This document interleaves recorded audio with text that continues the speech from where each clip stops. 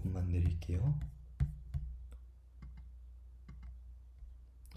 네, 기본적으로 브라우저에서 웹페이지를 요청하게 되면은 화면이 새롭게 업데이트가 돼요. 그 이유는 클라이언트에서 요청한 페이지를 서버에서 제공해줬기 때문인데요.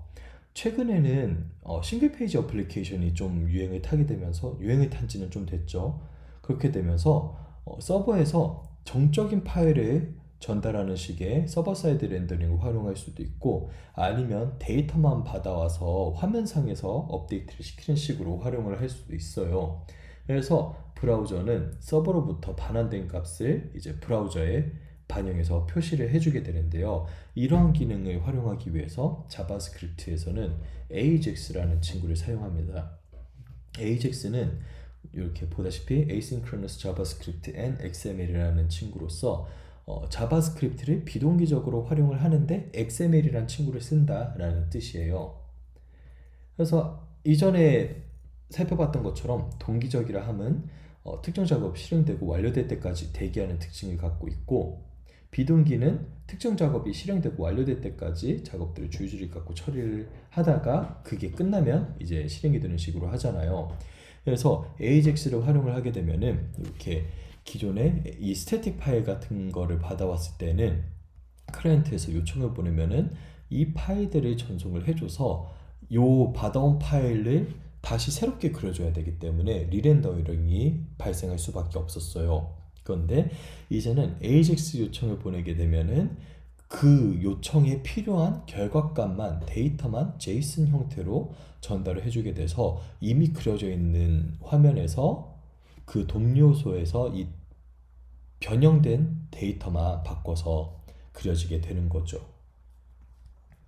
그래서 최초 AJAX가 나왔을 때는 이 XML HTTP 리퀘스트라는 객체를 사용을 해서 네트워크 요청을 했어요. 그런데 최근에는 이 XHL이 오버헤드가 되게 크기 때문에 오히려 그냥 JSON을 활용하는 추세입니다. 그래서 XML HTTP에 대해서는 깊게 다뤄보지 않을 거예요. 실제로도 요거를 이제는 쓸 일이 없고 오히려 쓰면은 혼납니다.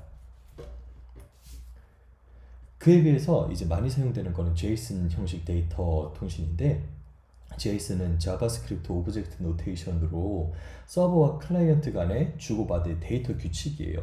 따라서 JSON은 서로 어떤 모양으로 데이터를 주고받을지 설명해주는 데이터 포맷으로서 자바스크립트 객체 리터럴이랑 되게 흡사한데 XML보다 훨씬 간단하고 가볍기에 최신 네트워크 기본 데이터 규칙으로 사용되고 있습니다. 그래서 JSON을 살펴보면 이것처럼 그냥 일반 객체랑 똑같이 생겼는데 특징으로는 키값이 무조건 문자열로 이렇게 등록이 되어 있는 걸 알 수가 있어요. 그리고 네트워크 요청을 보낼 때 되게 재밌는 게 이 객체라는 친구가 흰 메모리에 존재하는 친구잖아요. 그런데 흰 메모리에 있는 친구는 뭐가 됐든 그 스택 메모리에 있는 친구보다 그 용량이 클 수밖에 없어요. 그래서 통신을 보낼 때 어떤 동작들을 실행을 하게 되냐면은 우선 이 JSON 데이터를 문자열화로 압축을 납작하게 시켜버립니다. 그러고 그거를 각 버퍼로 쪼개서 이전에 살펴봤던 그 이름표 달아주고 가라 해서 패킷을 보내주는 거죠. 그러면은 그 패킷을 받은 서버 쪽에서는 얘를 받아갖고 그 문자열로 됐던 그 JSON 문자열을 이제 다시 JSON으로 펼쳐줘서 활용을 해요. 그래서 그런 기능을 제공을 해주는 게 JSON의 stringify랑 pars라는 친구인데 이렇게 오브젝트는 이름, 메일, 나이 20이라는 친구가 있어요. 그러고 얘를 stringify, JSON에서 제공해주는 stringify를 활용을 해서 하게 되면은 얘가 이제 문자열로 출력이 되게 되는데 이렇게 type of string object를 보면은 문자열로 출력된 걸 볼 수 있죠. 그리고 그 요소들이 다 이렇게 납작하게 문자열로 등록이 된 걸 볼 수 있습니다. 그리고 요것도 이제 조금 이쁘게 프리티파이를 할 수가 있는데 요거는 사실 굳이 신경을 쓰지 않아도 되는 요소여서 여기에 stringify에다가 특정 기능들을 전달을 하게 되면은 얘가 파싱이 됐을 때 그 인덴테이션이 몇 개가 될지 뭐 그런 것도 설정을 할 수 있다는 것만 그냥 알아두시면 되고요. 실제 사용 예시를 보면은 이렇게 to도라는 어레이, 객체들이 담은 어레이가 있어요. 이 친구에다가 string 파일을 하게 되면은 어떤 친구가 나오게 되냐면은 얘를 오 마이 갓 출력을 한번 시켜보도록 하겠습니다. 그래서 시행을 시키게 되면은 이렇게 문자열 형태로 모든 값들이 이렇게 문자열로 다 덮어지게 돼요. 이런 식으로 되는 걸 볼 수 있고, 그 다음에 다시 얘를 꺼내와 볼게요. 이렇게 문자열로 덮어진 거를 다시 파싱을 하게 되면 이렇게 이전에 작성했던 이런 식으로 꺼내올 수가 있는 걸 볼 수 있습니다.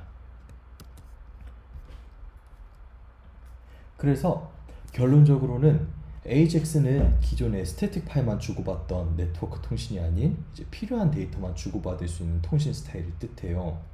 그래서 이전에는 XML 파일이랑 XML HTTP 리퀘스트를 활용을 해서 이 기능을 구현했다면은 지금은 JSON 데이터랑 프로미스를 활용해서 이 기능들을 구현합니다. 그리고 XML HTTP 리퀘스트 같은 경우에는 JSON이랑 다르게 되게 크게 오버헤드들이 있어요. 약간 얘는 HTML이랑 비슷하게 코드를 작성해야 되거든요. 그래서 쓸데없는 그 태그들도 존재하고 그냥 실제 필요하지 않은 데이터 외적인 요소들도 너무 많이 작성을 하기 때문에 더 이상 활용되지 않고 AJAX 사용을 쉽게 해줬었던 jQuery도 이제는 많이 활용하지 않습니다. 반면에 지금 트렌드는 프로미스 기반의 네트워크 통신 제공해주는 Fetch API를 사용을 하거나 Fetch를 좀 더 쉽게 활용을 할 수 있게 해주는 Axios와 같은 라이브러리를 사용하는 추세가 되었죠. 그래서 이렇게 AJAX에 대해서 강의를 마치도록 할게요. 혹시 이해가 안 되거나 궁금한 점 있으신 분 계실까요?